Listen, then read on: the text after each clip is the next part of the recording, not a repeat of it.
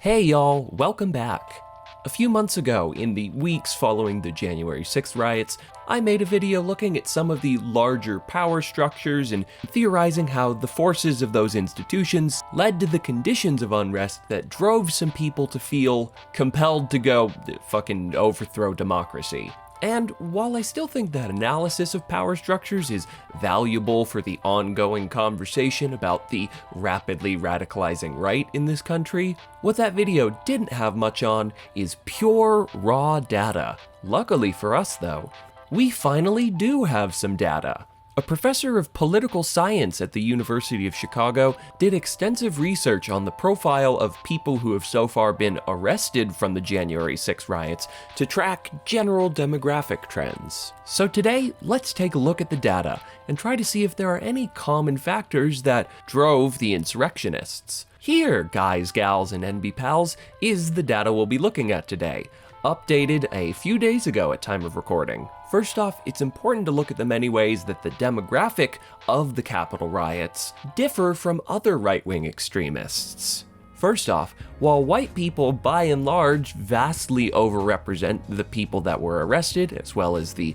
other extremists, it seems the Capitol riots were a bit more of a feminist movement. That's right, about 7% more women. Talk about girl boss energy. Secondly, the age of those at the riots are massively different. Right-wing extremists, as of the last 5 years, are 61% of the time younger than 35. And considering how often students turned school shooters end up just conveniently being right-wing extremists, I'm not exactly surprised to see the data here. But what is interesting is seeing that 2/3 of the people at the Capitol were above the age of 34, suggesting that what happened at the Capitol was a logical endpoint to a longer-term political project. Like, when you have more boomers than college kids at your event, something tells me that baby's been cooking since the Reagan administration.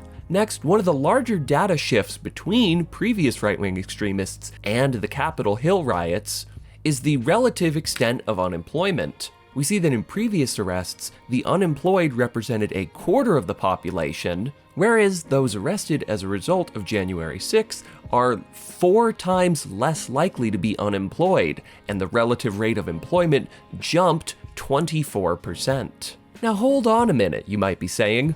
I've heard from all my favorite right-wing and Democratic Party-hating left-wing content creators that what happened at the Capitol was actually a working-class revolution. If that's you out there, you'll be super surprised to see this next data point.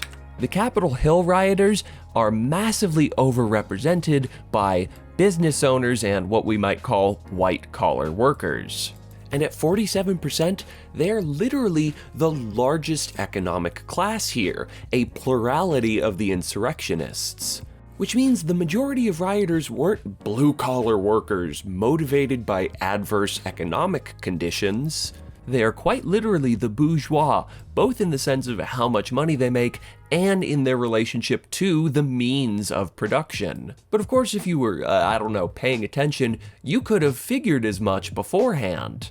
2 anecdotal examples. If you look at various Trump boat parades, you'll find that not only is it fair to assume those owning a boat are relatively well off, but also that there sure are a lot of yacht-ass boats in the mix here. And also, if you look at a number of truck rallies, you'll find they're not exactly driving beat-up pickups that they've been working on at home for years because they're just struggling to make ends meet, brother. It's a lot of brand spanking new looking ass trucks. Now, of course, this doesn't mean none of the people out here are what we would call poor or struggling to make ends meet. And I especially don't mean that poor people can't have nice things like a boat or a new-ish looking truck. If I bought into that line of logic, I'd be agreeing with the shitty conservative talking point that welfare queens are out here buying iPhones and driving luxury cars.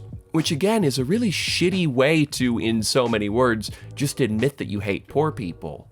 But rather, I bring these up in an attempt to show we can literally see that the socioeconomic composition of the fervent Trump supporters is not as universally working class as he or his supporters would lead you to believe. To bring some other data into the mix, we can see through exit polling that at about the same rates, those who make less than 6 figures vote Biden, or more generally, vote blue, whereas those making more than 6 figures voted Trump, or generally vote red. And this isn't to essentialize voting demographics or anything. All I'm saying here is that we had both visual evidence and exit polling to suggest that one of the clearest, most reliable bases of support old Donnie had was rich people, or, if you prefer, the upper middle class. And what's really important to note, this demo of folks who make 6 figures or more represents about 26% of the population,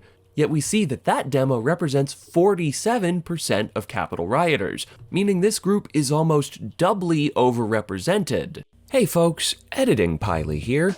When I said doubly represented, I was going off the percentage of exit polling results, but it turns out the general population is much less likely to make that much. It's hard to find data on individuals since so many people file jointly, but from what I can find, it's closer to 8 to 10% of individuals who make over 6 figures, meaning that this economic class is actually 4 to 6 times overrepresented in the insurrectionists. So it's even more egregious than I initially thought. Yay! Anyways, back to the video. Trump supporters aren't exclusively people whose jobs got torn away by that darn old free trade. It's a lot of bougie-ass motherfuckers. Moving along, one of the other findings from this research is that, contrary to other violent right-wing outbursts, the Capitol riots had very little contact with existing militant groups, suggesting, as they put it here, that normal Trumpers joined with far-right groups to create a kind of violent mass moment. For example, previous right-wing extremists were about a quarter represented by gangs, where it's about 0% with the Capitol Hill riots. And more generally, 88% were unaffiliated with any kind of group, whereas that number was just over 50% with previous violent extremists. And to be clear, this is a worrying sign, as it suggests the political leaders, namely Trump, are the radicalization point. Folks don't need to be recruited into some shady organization anymore. One of our 2 political parties is doing that work. And lastly, we have a couple data points that really deeply dive into where Capitol rioters came from. And right off the bat, it's important to acknowledge how far spread out this is. Like you would assume, especially if you're going the working class route, that folks in West Virginia would be much more likely to have appeared at the riot, given the proximity to DC.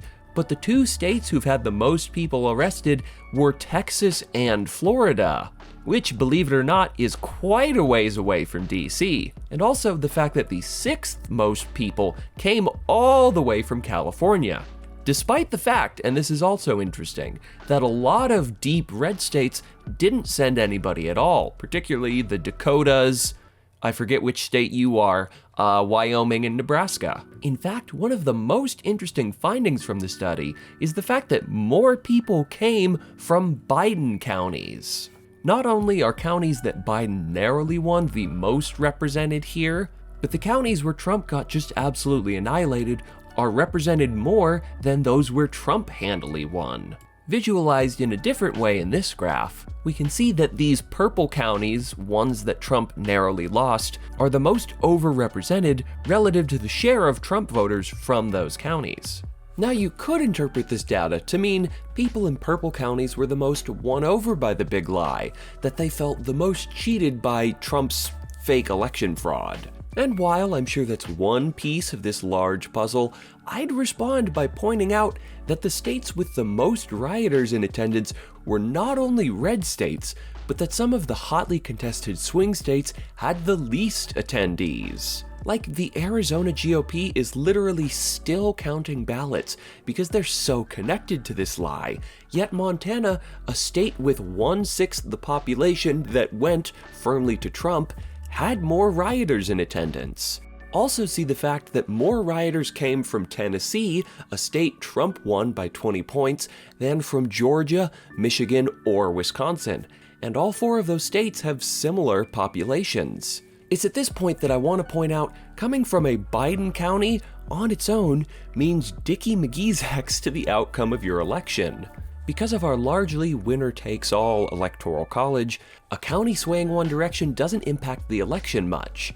Like, one of the counties that had the most rioters in attendance was Dallas County, a county in a state that went firmly red and is controlled by Republicans in all 3 chambers of government. Meaning, even though these people came from a Biden county, there was zero personal investment in the big lie narrative here, yet so many of them showed up.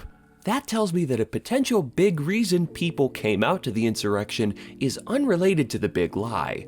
Let's explore a potential answer. If we look at Trump counties, we see that they generally decrease their representation at the insurrection as the white population diminishes. But in counties Biden won, not only are the numbers all over the place, but counties with less than 60% white people make up the majority of insurrectionists from Biden counties.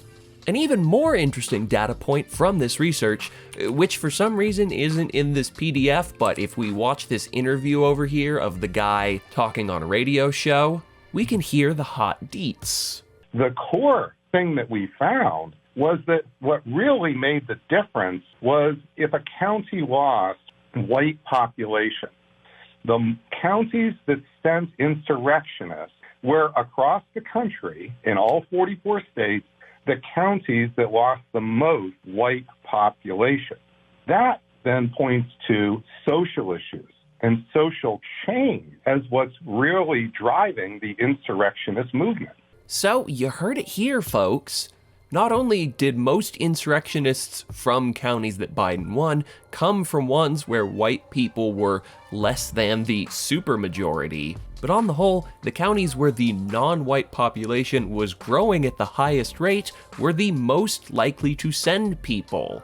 Allow me to pull the data from this Highlands Current article because the fucking Washington Post has a paywall that I refuse to abide by. When compared with the almost 2,900 other counties in the US, our analysis of the 250 counties where those charged or arrested live reveals that the counties that had the greatest decline in the white population had an 18% chance of sending an insurrectionist, while the counties that saw the least decline only had a 3% chance. Professor Pape goes on to theorize why that might be the case. There's long been a concern among white nationalists called the Great Replacement. This is the idea that the rights of minorities are outpacing the rights of whites. You would especially associate that with areas that are then losing white population. Once we had this finding, we immediately did a nationally representative survey, and what we discovered was 4% of American adults believed both that the November election was stolen and said they would willingly participate in a violent protest. We further assessed these economic concerns, religious issues, and again, the social issues I just pointed out. And again, the number one predictor of whether someone was in that 4% was fear of the Great Replacement. The interview with Dr. Pape here and his research at large paint a really clear picture of what motivated the Capitol insurrection. It was not a moment of the struggling working class lashing out. We find that a pretty clear motivator for the Capitol Hill riots was white people who feared disenfranchisement as people of color in their specific counties or in the country at large are seen to be growing both in size and social status. Now hold on, you might say. That's a little presumptuous, you accuse me of. Just because people happen to be coming from counties where the white population was declining the quickest doesn't mean they're fearing being replaced or anything. And you know what? You're right, that is too presumptuous. It's not at all like one of the largest cable TV news shows, which is quite popular within Trump circles, has gone on a variety of rants suggesting that the Democratic Party is trying to replace white voters with people of color. Now, I know that the left and all the little gatekeepers on Twitter become literally hysterical if you use the term replacement, if you suggest that the Democratic Party is trying to replace the current electorate, the voters now casting ballots, with new people, more obedient voters from the third world. Duh, where'd that Tucker Carlson clip come from? Oh no, there's more of them. Oh, please, it destroys my case, make it go away. Hey folks, editing Piley again. A fun little quirk about this Tucker Carlson clip. When I went to download it, I stopped by the comment section. And wouldn't you know it, one of the comments that filtered to the top literally plugs the Great Replacement. So even if you want to approach Tucker in good faith, which I don't know why you would, his segment literally gave a platform for white nationalists to plug their awful, racist idea to a wider audience. Just found this little factoid relevant for anyone who doubts the limited degrees of separation between his fucking rant and literal white supremacist ideas. Anyways, back to the video. And as the study puts it in its conclusion, the solution to these problems is not social programs to help the poor. Again, the poor were underrepresented in this group, and overrepresented was the rich. What we actually need is de-escalation in the broader American society. Maybe a good place to start would be to not have the largest cable TV news show just openly using the phrase replacement to his millions and millions of followers on a nightly basis. And you know, if one of the two major political parties didn't also buy into this line of logic, that would be nice. That would help stop things. Yeah, so that's about it for this video. Thanks for watching, everyone. If you enjoyed this video, be sure to toss me a like and subscribe down below. But if you really want to help me out, you can join me over on Patreon. Patrons get access to exclusive behind-the-scenes content, like early versions of every video, and exclusive Patreon-only videos. Plus, if you join the Piley Benton's Biggest Boys tier, you get your name read off at the end of every video, which I am about to do once I pull up the names. Zoth,